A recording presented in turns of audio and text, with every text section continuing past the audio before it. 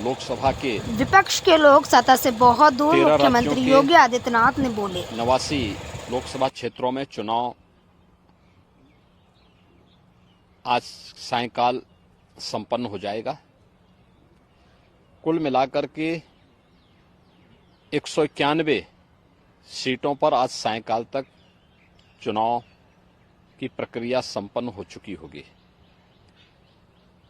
देश के अंदर जो उत्साह है, देश के अंदर लोगों के मन में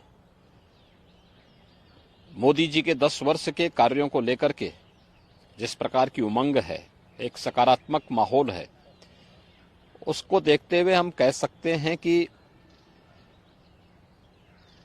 प्रधानमंत्री मोदी जी के कार्यों को जनता जनार्दन का पूरा आशीर्वाद प्राप्त हो रहा है और पूरे देश के अंदर फिर एक बार मोदी सरकार के संकल्प को पूरा करने में मदद मिलेगी।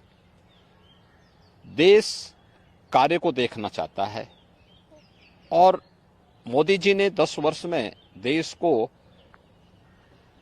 एक नई दिशा दी है। 10 वर्ष का उनका एक कार्यकाल देश भारत के स्वतंत्र भारत के इतिहास का यह एक स्वर्णिम युग है, स्वर्णिम कार्यकाल है। हर एक सेक्टर में देश ने कुछ नया करके दिखाया है और भारत आज दुनिया के अंदर एक धमक के साथ, तेजी के साथ बढ़ती हुई अर्थव्यवस्था के रूप में भी स्थापित हुआ है। इसलिए उसका लाभ भारतीय जनता पार्टी को प्राप्त होगा और मेरा यह मानना है कि मोदी जी के नेतृत्व में 4 जून को जब परिणाम आएंगे तो प्रचंड बहुमत के साथ भारतीय जनता पार्टी और एनडीए की सरकार फिर से तीसरी बार मोदी जी के नेतृत्व में बनेगी। मुख्यमंत्री जी, ये देखा जा रहा है कि इन चुनावों में भी जो विकास के मुद्दे थे वो धीरे धीरे गायब होते जा रहे हैं। उनकी जगह इतर नए इश्यूज और नॉन रेलिवेंट इश्यूज हम कह सकते हैं कि वो अपनी जगह लेते जा रहे हैं। ये मुद्दे कहाँ से आ रहे हैं, आप किस तरीके से देखते हैं? देखिए, ये कहना कि चुनाव में नॉन रिलेवेंट मुद्दे आ रहे हैं, मैं पूरी तरह सहमत नहीं हूं। चुनाव की शुरुआत में हम लोगों ने मोदी की गारंटी, जो विकास, सुशासन और सुरक्षा से जुड़े हुए थे, इन्हीं मुद्दों को हम लोगों ने जनता जनार्दन के सामने रखा था और पहला चरण इसी दिशा में आगे बढ़ा था। लेकिन इसी दौरान पहले चरण के ठीक पहले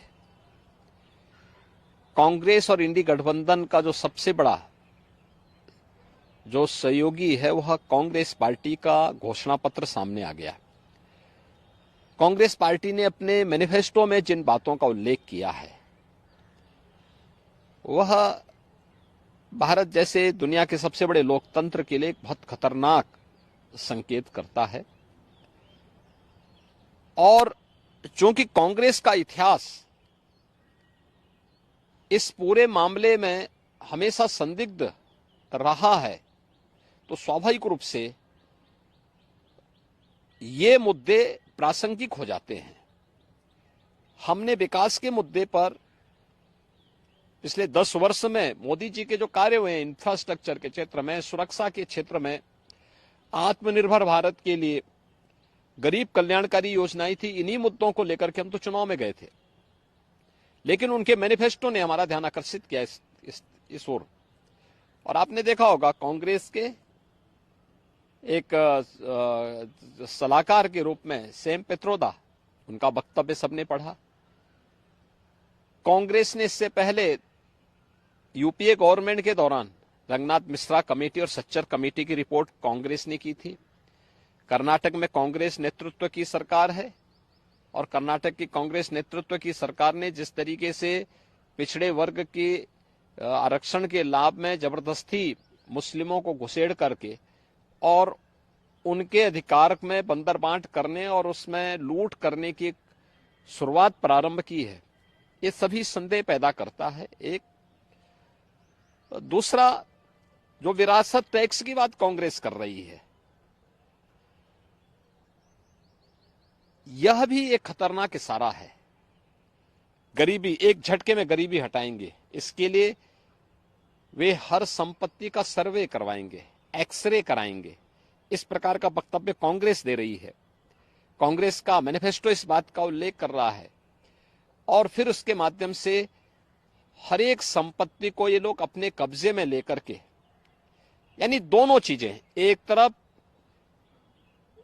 ये लोग देश के अंदर मजहबी आधार पर देश के विभाजन की आधारशिला रखना चाहते हैं, दूसरी तरफ किसी ने मेहनत से अगर अपनी संपत्ति अर्जित की है, घर बनाया है, कोई प्रॉपर्टी बनाई है, खास तौर पर हमारी माताएं बहनें अपने लिए जेवर खरीदती हैं, उसको ये अपने अधिकार में ले लेंगे।